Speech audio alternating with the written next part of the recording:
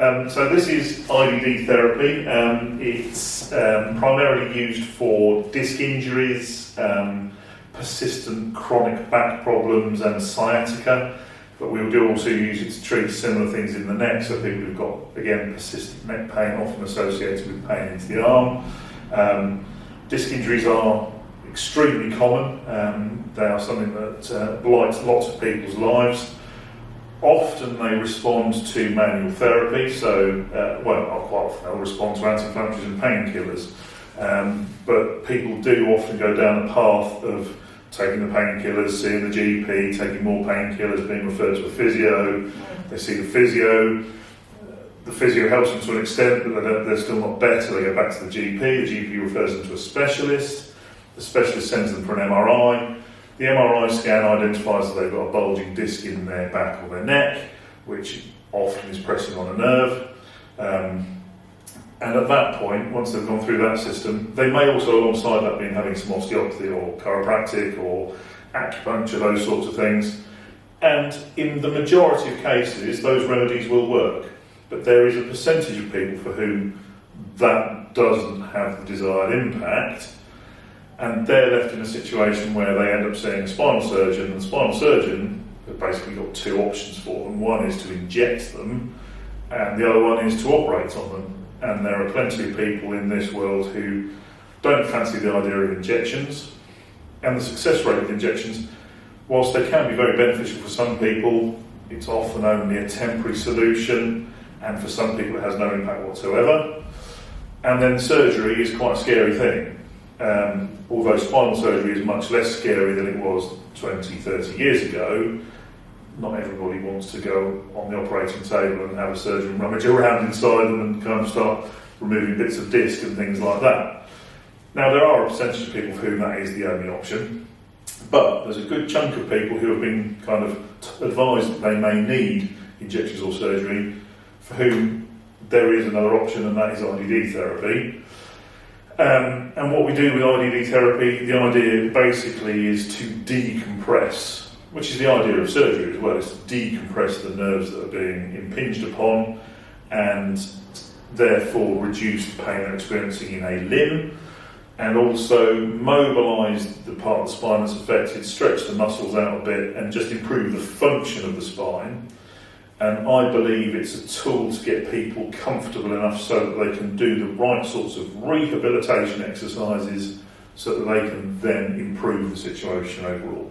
So I don't tell people that IDD is a magic bullet to kind of alleviate all ills. It's a tool that we can use, which is different to the manual therapy we provide. And sometimes we'll do manual therapy alongside the IDD, because sometimes people need a little bit of hands-on treatment as well. But this is a tool that can get people out of pain sufficiently such that the more conservative remedies plus the exercises become much more effective. And so we've got quite a good track record of keeping people out of the hands of the surgeons, off the operating table, and getting them back to functioning at a good level, including people who go back to playing the sport and things like that. So, yeah, I mean, if it works, and it doesn't work for everyone, and I make no bones about it, and there are some people who come and see me, and I look at their scan reports and the images, and I tell them it's not appropriate, it doesn't stand a great chance of working. I make no bones about that. We're not in the business of kind of just throwing everybody onto the machine willy-nilly. I try and pick the people who I think have got a really good chance of success. But when it works massively well, and people do end up in a situation where they are much more comfortable, much more mobile, much more active. These sorts of problems often impact their ability to work and that sort of thing, and you quite often find people who are, as a result of the pain and the discomfort and the stiffness and things like that, they become quite low, and therefore this sort of treatment can get them A, out of pain, B, improve their mental health and things like that as well, because they're just happier about life because they're not suffering. Do I need to wear shoes? No, you don't need to wear shoes, Charlotte. In fact, you don't need to take any clothes off at all. As long as you've got loose-fitting, comfortable clothing on, you'll be absolutely fine. Brilliant, thank you. No problem at all. So, can we have a little demo of how the machine works? We can have a little demo of how the machine works. Okay. We've had the machine since 2014, so we've got pretty good at doing this these days. It's set up at the moment for treating lower backs. We would have a different setup if it was a neck problem, so this would be a treatment for a lower back. The reason it stands up like this is so that people who've got poor mobility can get on and off it much easier, because if you've got a really bad back and really bad sciatica, if this was flat, it's quite high up and it'd be difficult to get yourself on it. So this makes it a much easier process for people to get on and off it. Okay, and we've recently installed a grab rail to make life much easier for people to pull themselves off the machine as well. They've got something to hang on to. So what happens is, under normal circumstances, we go through a consultation, examination, things like that. And once we've ascertained that you are a suitable candidate for treatment, we've gone through a consent form and described the process to you, then we start the treatment. When people come in, what we normally do is put them on a heat pack for 15 minutes just to get some heat into the muscles, get the blood flowing, relax everything a little bit. It makes the treatment a bit more comfortable and a bit more effective as well. And then what we need to do is then put 2 harnesses on. So these are the 2 harnesses here. This is the one that goes around your pelvis. So if I can ask you to, if you face me to start with, you can do pirouettes if you like. Just hold that there for me.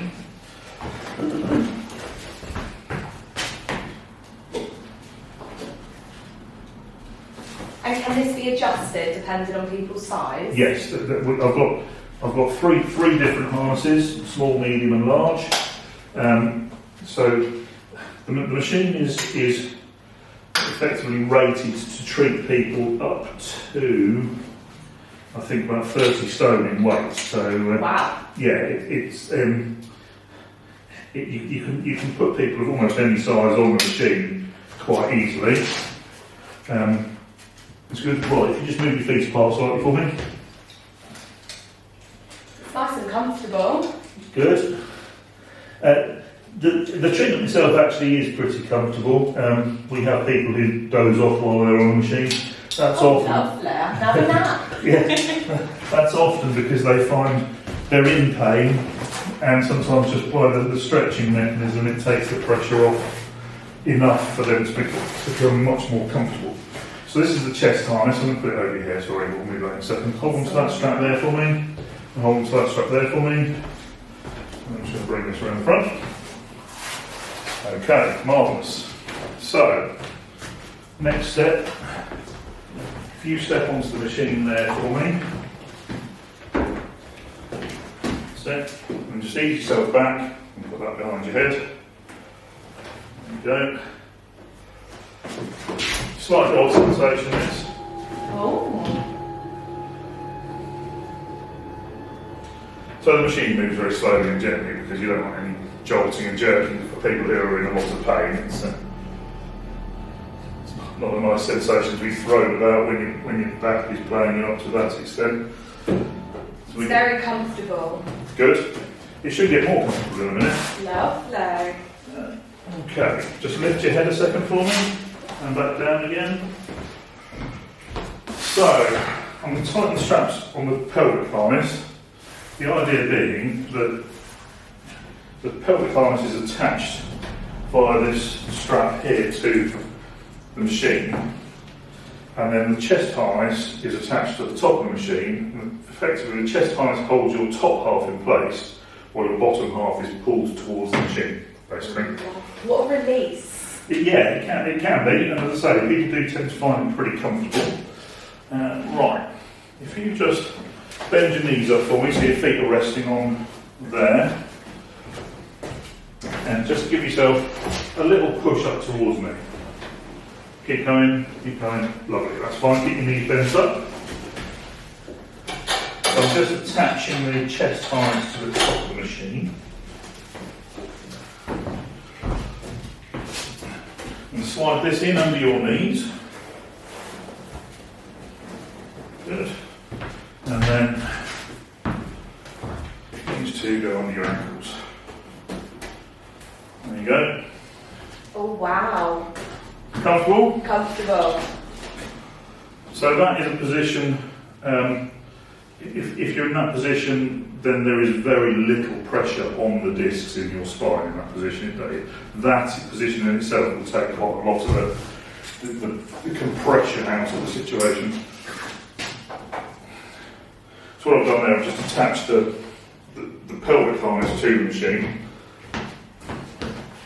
Right, take a deep breath in for me, and all the way out. This is the one bit that people don't like very much because the chest harness has to be reasonably tight around the ribs. Yeah. I feel very skinny. Just lift your arms up a second. There you go. And then we give people this. The only time anyone's ever needed to press this button was when the machine was putting their trousers down. But in theory, if something doesn't feel very nice, press that button. It stops the machine in about 10 seconds. Okay. So that's you strapped in, ready to go. And what now happens is that I've set everything up on here, and this is completely adjustable depending on the patient. We depending on where the injured disc is in the spine, we can change the angle at which we pull to target each disc. Wow. More. There's always a bit of overspill. I can't say it's focused entirely 100% on one disc, but by changing the angle, we can make sure that most of the forces are directed in one area. And we can vary the intensity of the treatment, and there are a few other settings we can change just to enhance the effects of the treatment. Patients are on the machine in total for about 26 minutes. So it's a slow process, it's a gentle process. We gradually increase the intensity of the treatment, but at a starting point, people often don't feel a great deal. So I'm going to start the machine off. Now what will happen is over the next 2 minutes you'll feel a pull start to build up through the pelvic harness. Yeah. I'll put it on quite a low setting for you. You're not suffering from enormous amounts of back pain. The thing I should say is the treatment's very safe. The worst outcome I've had with a patient with this is that they just haven't got any better. I've not yet had a patient who's got worse as a result of IDD therapy. So it's a very safe treatment. And you can use it for people who haven't got significant issues with their backs. It's quite nice just to get your spine stretched out a little bit, because day-to-day life, gravity, sitting, bending, twisting, are all putting compressive forces on the spine. So we don't ever, unless we dangle upside down like a bat, we don't ever do anything that really that decompresses our spines. So just being on there kind of stretching it out is quite a nice thing to do from time to time. You can probably feel, you'll start to feel a little bit of pull building up. Very gentle. Yeah, it comes on very gradually, so it builds up over a couple of minutes. It'll get to a maximum point for this particular session. It'll hold it there for 60 seconds and then it backs off again to a halfway point. Stays like that for 30 seconds and then builds back up again and holds it again. So there are 13 cycles like that. In one treatment. Although again, that's a parameter that we can change if we feel like we need to, depending on what's wrong with the patient, age, size, all sorts of factors that you can throw into the equation. But one of the other beauties of this is that it's entirely repeatable. So if you find a kind of sweet spot and the patient reports that the previous treatment had a really good effect, you can set it up to do exactly the same thing again. Whereas with manual therapy, yes, you can effectively repeat the treatment, but you're never 100% certain you've done exactly what you did the previous time. With this, you can kind of guarantee that it's completely repeatable each time. And patients do often find they may not get much benefit in the very early stages, but you suddenly hit a little bit of a point during the course of treatment where you go, actually now I'm starting to feel some changes. It may be that you just keep the treatment like that for 2 or 3 sessions just to maximise that benefit before making it a little bit more intense again. It is quite an intensive course of treatment. In the early stages, I recommend to people that they come 3 times a week for about 4 weeks. So we get 12 treatments in a short space of time, and that's because it has a cumulative effect. If you just did it once a week, you'd start to life would happen, and all the compression that was on that area that you alleviated in that one session would just come piling back on again. If you keep repeating the treatment fairly frequently, over time the body adapts and changes, and you start to stretch things out and mobilise things, then it starts to stay like that for a little bit longer. So if you get those compressive forces happening early on, or decompressive forces happening early on, and keep doing it, you gradually take the pressure off, and the body does adapt, and the pressure comes off the nerve, and people get more comfortable and they get more mobile, and once they're more mobile, it helps them improve further. So it becomes a virtuous cycle at that point. Wow. So you could do it once a week, but I don't think you would have anywhere near the same impact. So 4 weeks, 3 times a week, and then as the treatment gets a bit more intense, we tend to go down to twice a week and just keep it at that for a few weeks. The number of treatments that people require varies wildly. Some people, you can get a very big improvement in 10 or 12 sessions. Other people, you can get up to 20, 25 treatments for them to get a really good response.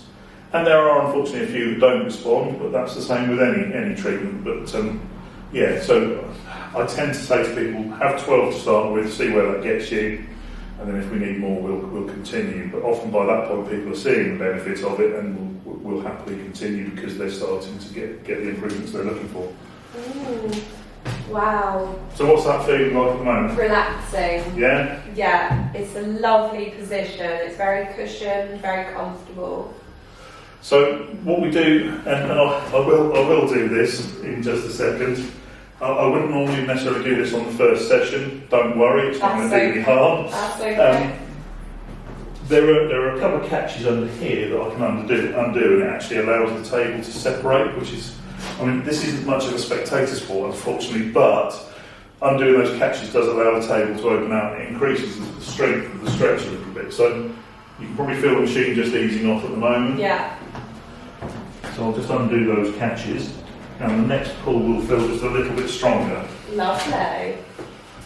It's like it's doing the stretching for me. Yeah, well that's great. And that is the beauty of this compared to, say, my hands. This can apply a greater force for a long period of time than I can manage just using my hands alone. Yeah. So if a decompressive force, a distraction force as it's called, is proving to be beneficial, then by doing this for prolonged periods of time, you can get quite a significant improvement. Yeah. It's a lovely relief. So, wow. There you go. Does that feel slightly stronger now? Yeah, but not comfortable. Yeah. So, as I say, I've set it up on a fairly low setting, so I know it's not going to be particularly challenging for you at the moment. That's okay. But so it will just kind of be stretching the base of your spine, and I've set it up to target the very base of your lumbar spine, the last sort of mobile parts of your lower back. I've set it up to target that. So, how many discs do we have? So you've got seven vertebrae in your neck, 12 in your mid back, your thoracic spine, and then you've got 5 vertebrae in your lower back, and there's discs between each of them, with the exception of the very top of the neck. So you've got 5 lumbar discs, you've got 12 thoracic discs, effectively 6. Wow. So it's very rare to get problems with the discs in the mid back, in the thoracic spine, because that doesn't move very much. It's got a rib cage attached to it, so you've got a big bony ring there. So there's not a great deal of movement. It's quite a solid structure. And we can't treat those discs anyway using IDD because the machine just isn't set up to get to those points. But thoracic spine disc injuries are extremely rare. Neck and lower back disc injuries are more common than you might think, because you can, I could go and grab somebody off the street and put them in an MRI scanner and probably see a disc problem that they don't even know they've got. So is it a problem? No, because they're not in pain. But discs do come under quite a lot of stress, and it's not uncommon for people to have disc injuries they don't even know they've got. Now those disc injuries may or may not become problematic at some point in their lives, but a lot of people are walking around, as I say, with discs that on a scan don't look great. And this is partly why I say I don't put everybody with a disc injury on the machine, because sometimes you look at somebody and you think, well, actually, is it that disc that's causing the problem, or is it something else? And that's just a coincidental finding. So you do have to you have to filter them out a little bit. because it'd be very easy to send lots of people off for a scan and go, oh yeah, disc injury there, get on the machine. That's not the way it works. You need to be convinced that their disc injury is causing the problems that they're experiencing, and that it is amenable to treatment as well. So, and this is what you work out through your consultation? Yeah, through consultation. I always get people to have an MRI scan before I put them on there, because it's part of your process of deciding whether they're a good candidate or not. It's not the only thing we base it on, because patients will often tell you what's wrong with them, and you get a pretty good idea of what the issue is, even without some imaging. But if we think, well, yeah, I'm fairly certain this is a disc injury and it's causing sciatica or whatever, then you can get a scan done and go, okay, well, it's this disc here, so we can set the machine up to target that area. You do get people who've got multiple disc injuries, and you then have to decipher which one you think is the one that's the most likely kind of cause. So without a scan, it's a little bit kind of a shot in the dark, but the scan kind of allows you to understand more about what's going on without being the kind of be-all and end-all in terms of diagnosis. But it does also sometimes show up things which make you think actually IDD isn't appropriate as well. So I'll let it do this last little stretch, and then I'll shut the machine down for you and get you off again. Wow. Because you've been on there nearly 10 minutes now, so... Love, it's a relaxing... I can see how this relieves the pressure for people with pain. Yeah. I mean, as I say, it's not set up as a particularly strong treatment for you at the moment. Yeah. I have had patients. One of my patients was a very solid bodybuilder, and we had to make the treatment quite intense for it to have any impact, because his muscles were just so dense and strong that to make anything happen needed quite a lot of oomph. So he started ramping it up until he kind of went, oh yeah, now I can feel it. So I'll just press the stop button in just a second as it eases off, and then you'll feel it just gradually take the pressure, take the stretch off again. There'll be a bit of beeping as well.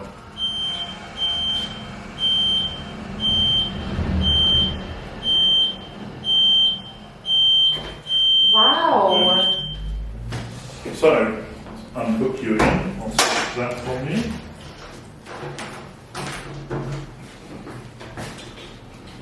This is a bit of a reverse engineering thing now. Right. Let me undo that. Take those out from under your ankles. Slide that out from under your knees. Take it out from under your head. So it's not uncommon after IDD therapy just to nudge yourself down a little bit for me. It's not uncommon, and I'm not expecting you to experience this, but it's not uncommon people to feel a little bit stiff and achy immediately afterwards. That normally goes away quite rapidly. The application of a bit of heat or a cold pack will often deal with that, or sometimes just walking back to the car is enough to kind of get it all moving again. There we go. I like that. Good, I'm glad you liked it. I'll take the pelvic harness off you again. There we go. See how people fall asleep. Yeah, there you go.